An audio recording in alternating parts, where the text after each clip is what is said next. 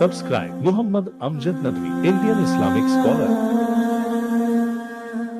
أعوذ بالله من الشيطان الرجيم بسم الله الرحمن الرحيم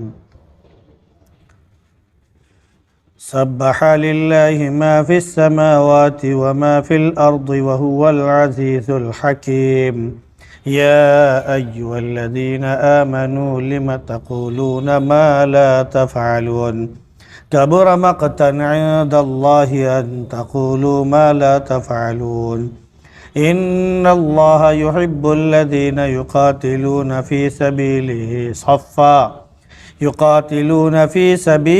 صفا كأنهم بنيان مرصوص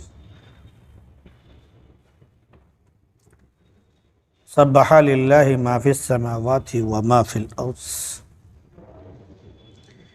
اللہ کی تسبیح بیان کرتی ہیں وہ ساری چیزیں جو آسمانوں میں ہیں اور جو زمین میں ہیں. وہ بڑا ہی غالب اور حکمت والا ہے. ایمان والو، تم کیوں ایسی بات کہتے ہو جو کرتے نہیں ہو؟ یہ اللہ کے نزدیک بڑی سخت اور بیزاری کی بات ہے کہ تم کوئی بات کہو جو خود کرتے نہیں ہو.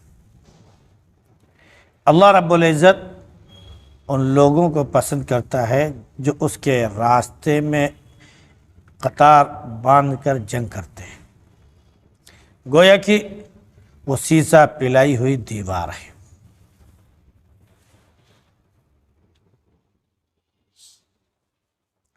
یہ سورہ ممتحنہ کے بعد سورہ صف ہے.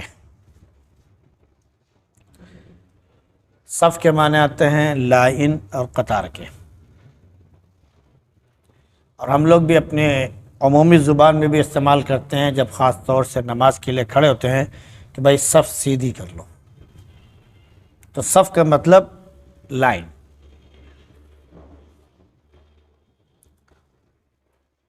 یہاں پر صف سے مراد وہ ہے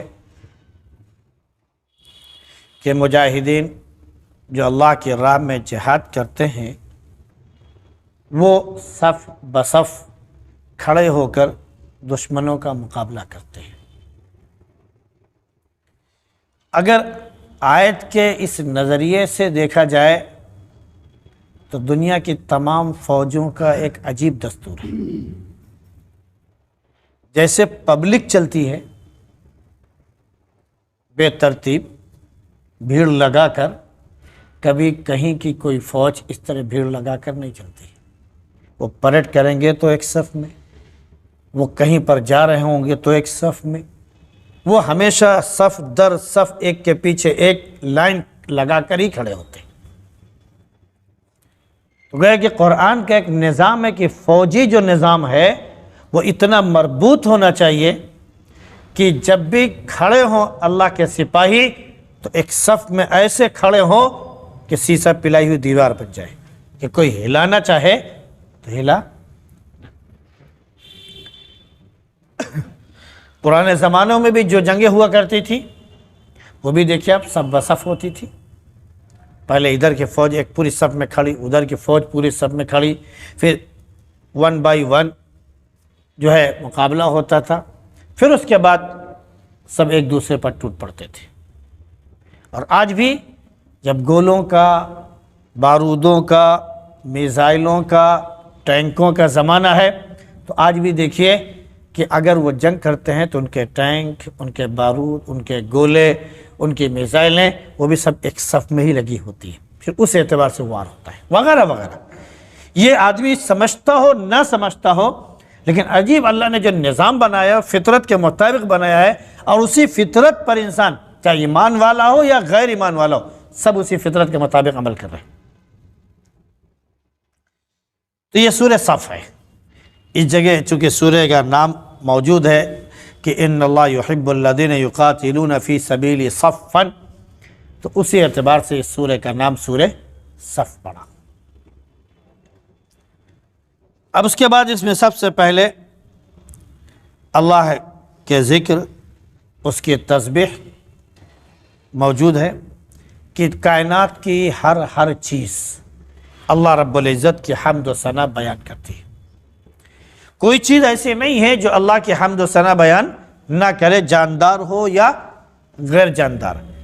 انسان اور جنات جو بولنے والی زبان رکھتے ہیں یہ ہوں، یا دنیا کی تمام مخلوقات جن کے اندر روح ہے، جان ہے اور زبان سے وہ بات نہیں کر سکتے، سب کے سب اللہ کی تسبیح بیان کرتے ہیں۔ وَإِن مِّن شَيْءٍ إِلَّا يُسَبِّحُ بِحَمْدِهِ وَلَكِن لَّا تَفْقَهُونَ تَسْبِيحَهُ۔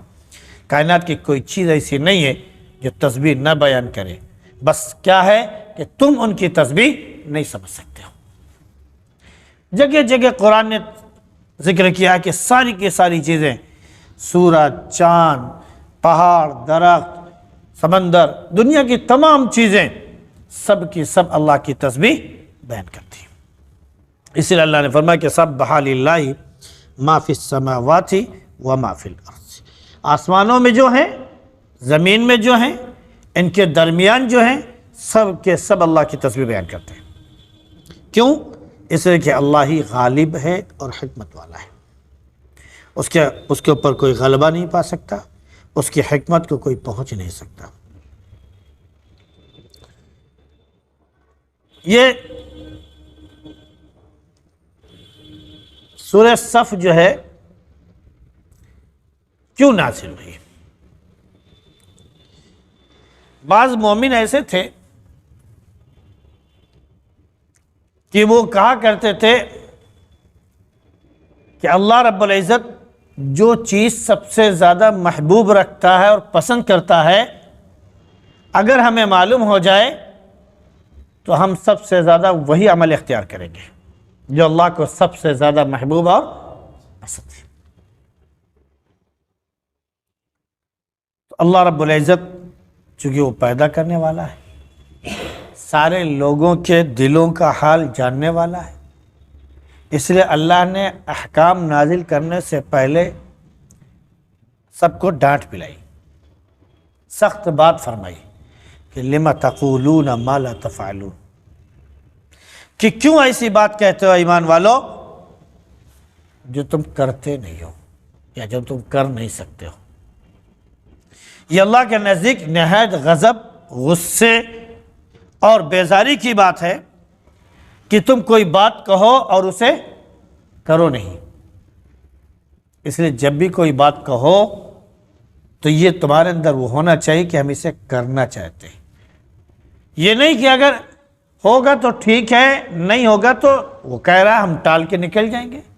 تو جھوٹی تسلی، جھوٹا دلاسا مت دو، کرنا ہے تو ہمت کے ساتھ دلاسا دو اور اس پر کاربند ہو جاؤ کہ ضرورت پڑے تو پھر پیچھے مت ہٹو، اور نہیں کرنا ہے تو اس طرح مت کرو، وغیرہ وغیرہ۔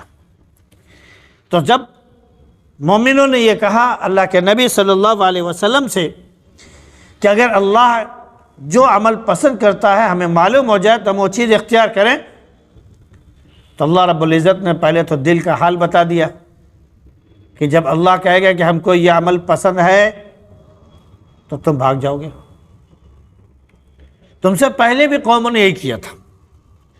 موسیٰ علیہ السلام سے بنی اسرائیل نے کہا کہ اے موسیٰ، اللہ سے کہیے کہ ہم کو کوئی کتاب حکم نازل کر دے تاکہ ہم اس پر عمل کریں، اور اس میں جو کچھ بھی لکھا ہوا ہو اس کے مطابق ہم زندگی گزاریں۔ اللہ رب العزت نے ان کے اس منشا کے مطابق، فریاد اور مطالبے کے مطابق موسیٰ علیہ السلام کو 30 تختیاں عطا فرمائیں، اور ان میں سارے احکامات تھے جن کو تورات کے نام سے جانا گیا۔ جب انہوں نے تورات کی تعلیم دیکھی، سنی اور پڑھی تو کہے موسیٰ ہمارے بس میں نہیں کہ ہم اس پر عمل کر سکیں، اپنے رب سے کہیے کہ اس میں تبدیلی کر دیں، یہ حکم ہٹا دیں۔ اللہ جب نازل کر دیتا ہے تو پھر حکم وہ واپس نہیں کرتا ہے، وغیرہ وغیرہ۔ اور بھی اس طرح کے واقعات ہیں کہ جب بنی اسرائیل نے حضرت موسیٰ علیہ السلام سے مطالبہ کیا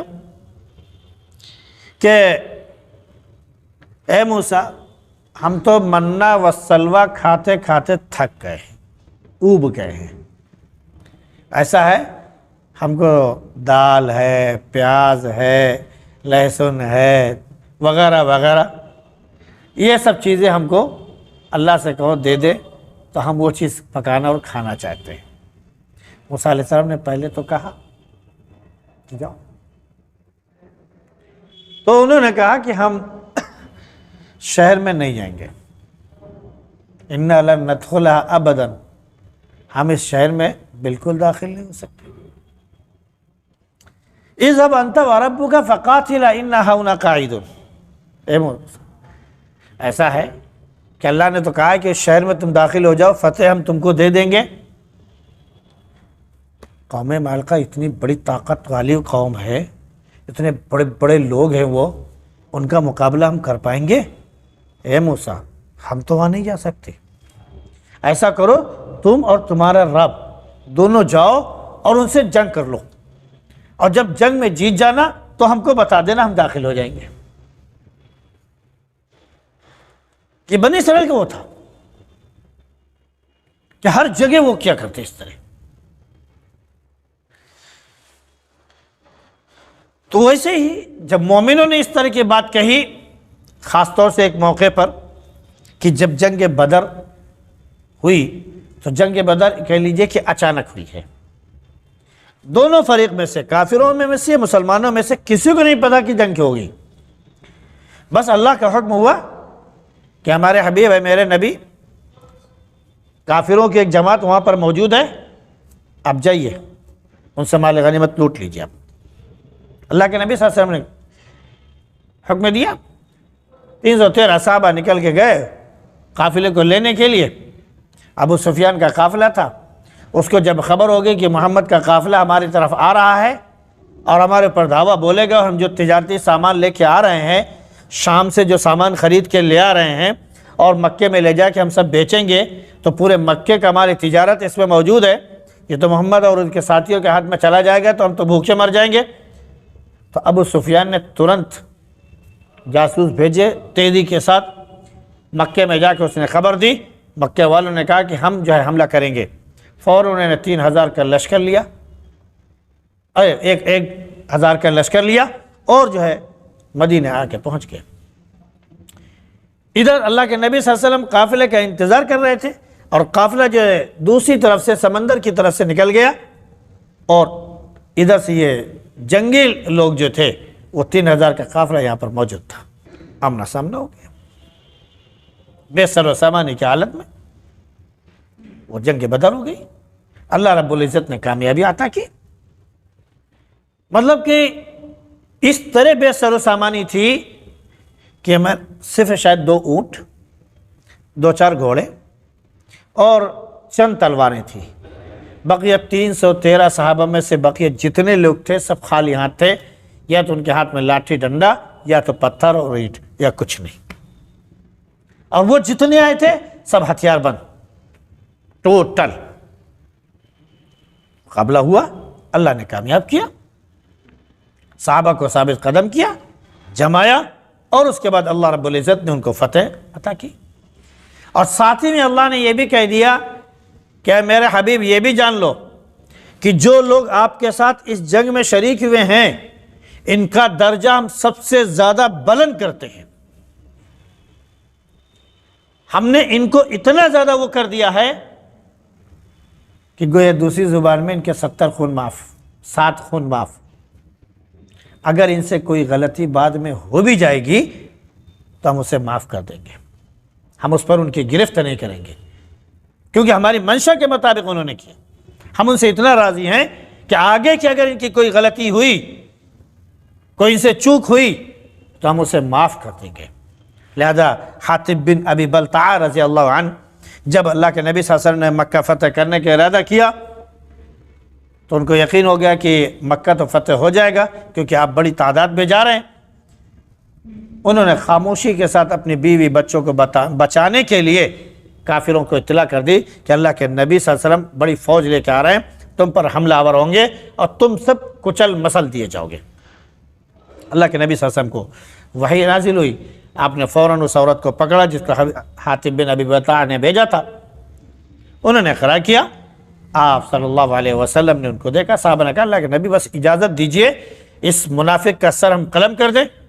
آپ نے کہا نہیں، اللہ نے کہا کہ یہ بدری ہے، یہ بدر میں شریک ہونے والا انسان ہے، ہم نے اس کے گناہ معاف کیے، تو تم کون ہوتے اس کو کچھ کہنے والے؟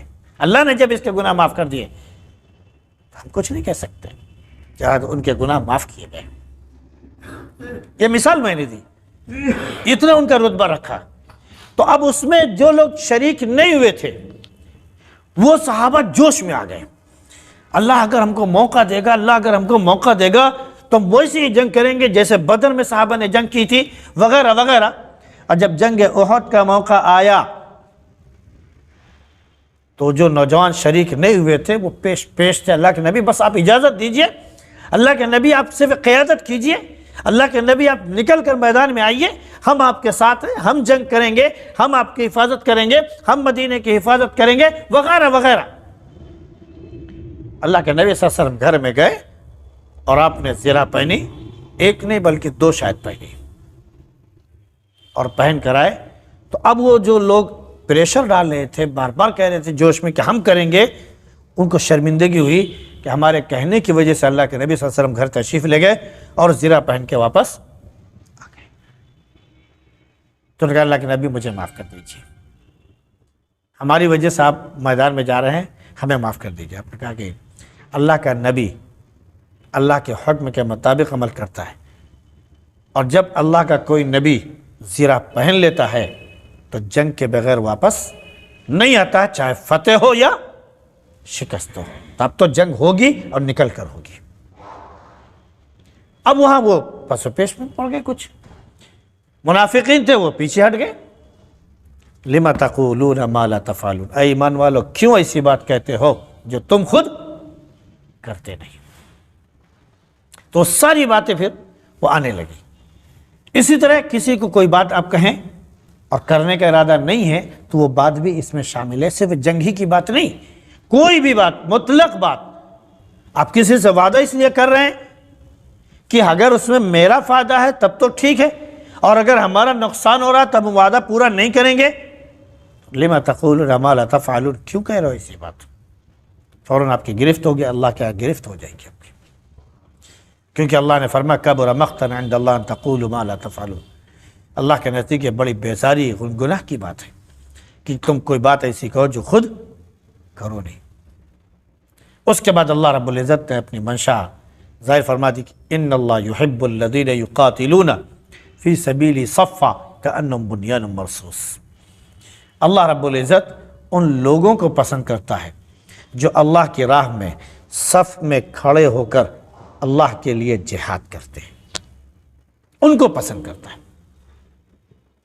اور پھر وہ ایسے ہو جاتے ہیں جیسے کہ سیسا پلائی ہوئی دیوار کہ توڑنے سے بھی نہ ٹوٹے، ہٹانے سے بھی، ہلانے سے بھی نہ ہلے، ساری محنت کر دو لیکن وہ نہیں۔